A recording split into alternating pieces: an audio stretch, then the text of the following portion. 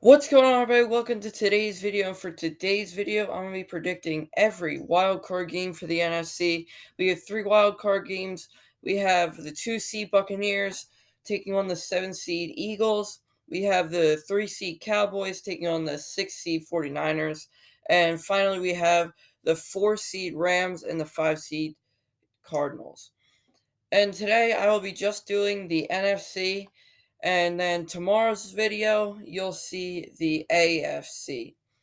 And I'll just be predicting the wild card games, and then next week I'll be doing the divisional and then championship and then the Super Bowl. So before we get started, make sure you like and subscribe. I'm gonna be doing this for every week, as I just said. So with that, let's get started. So the first game we'll be doing is the Eagles versus the Buccaneers. The Eagles are 9-8, and the Buccaneers are 13-4. The Buccaneers are favored by 8.5 this game, and the Buccaneers are home. So let's look at the leaders. You have Tom Brady, 485 for 719, 5,316 yards, 43 touchdowns, and 12 interceptions. He's one of the candidates for MVP. Then on the other hand, you have Jalen Hurts, the second-year quarterback, 265 out of 432, 3,144 yards, 16 touchdowns, and 9 interceptions. So I know you can see the running backs, but so for this, I think Tom Brady obviously has the upper hand in the quarterbacks, and that can make a big factor. But as you look down here, the running backs, leading rushers. Jalen Hurts, 139 carries for 784 yards, 10 touchdowns. And that is where Jalen Hurts makes up for Tom Brady being a great passer and one of the all-time best quarterbacks ever. Because he can run, and he has 10 touchdowns on the year, and he has the stats of a running back as a quarterback. And then you look at the Buccaneers. You have Leonard Fournette, 180 carries, 812 yards, 8 touchdowns on the season. And he's going to be one of the big factors for them, too, because they have to be able to spread it out and run the ball. And then finally, the receiving leaders, you have Devontae Smith, the all-star rookie. He's really good. He broke the record for receiving yards. He has 916 receiving yards, most by a rookie.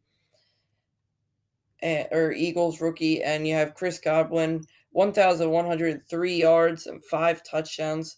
They each have 5 touchdowns.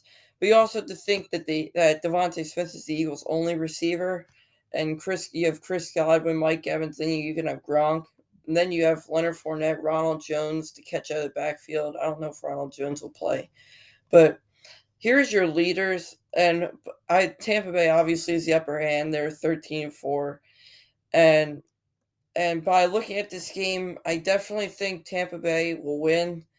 And I think the final score will be Eagles 24 and Tampa Bay 31. Tampa Bay will move on to the divisional round of the playoffs. And now the second game, the 4:30 game on Sunday, you have the 10-7 49ers and the 12-5 Dallas Cowboys. The Cowboys are favored by 3 points in this game. Definitely don't think that that's a very good ruling. I don't think that's a very good line at all. I definitely think the 49ers can win this game. Quarterback Dak's putting up a great year. He's going to be he's definitely in the comeback player of the year after he tore his ACL, and he's definitely be in the MVP race. 4,449 yards, 37 touchdowns to go along with 10 interceptions. And then Jimmy Garoppolo, you have 3,810 yards, 20 TDs to 12 interceptions. And looking at the quarterbacks, Jimmy Garoppolo, you might also see some Trey Lance in there. Depends on how Garoppolo does. I would personally, if it's a blowout and the Cowboys are winning, I would prefer to see Trey Lance just so we could get some playoff action just to see. But I think Jimmy Garoppolo will do okay. I don't know if they'll win, but I do think that this is a upset scenario here because of the Dallas defense and the 49ers defense. Uh, Elijah Mitchell for the 49ers, 4 963 and 5 touchdowns to go along with Zeke's 1,002 yards and 10 touchdowns. He doubled them in touchdowns.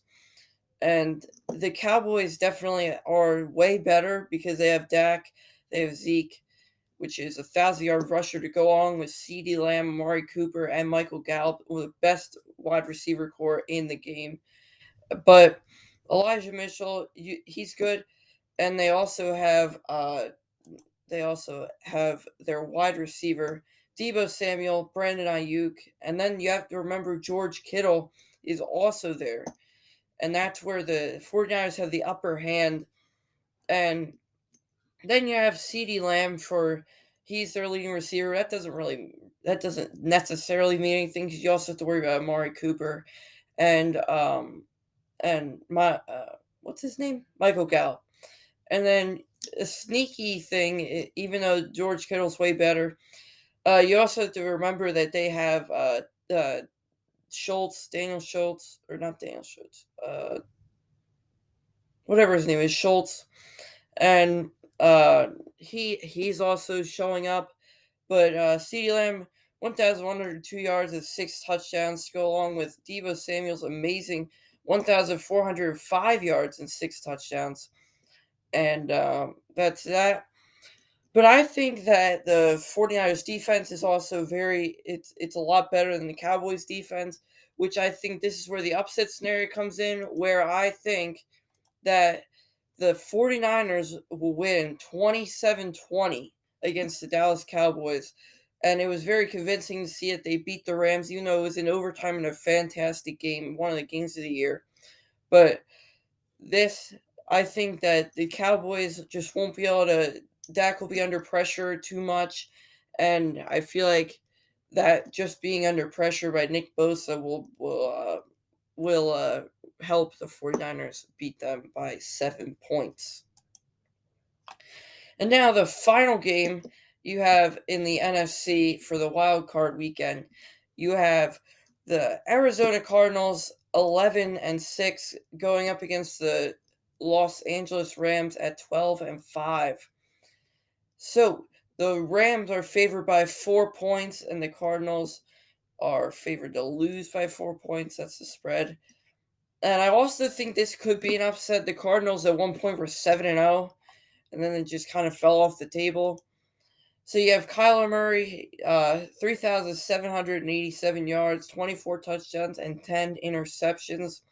Then on the other side, you have Matthew Stafford, traded over from the Lions, 4,886 yards, 41 touchdowns, and 17 interceptions.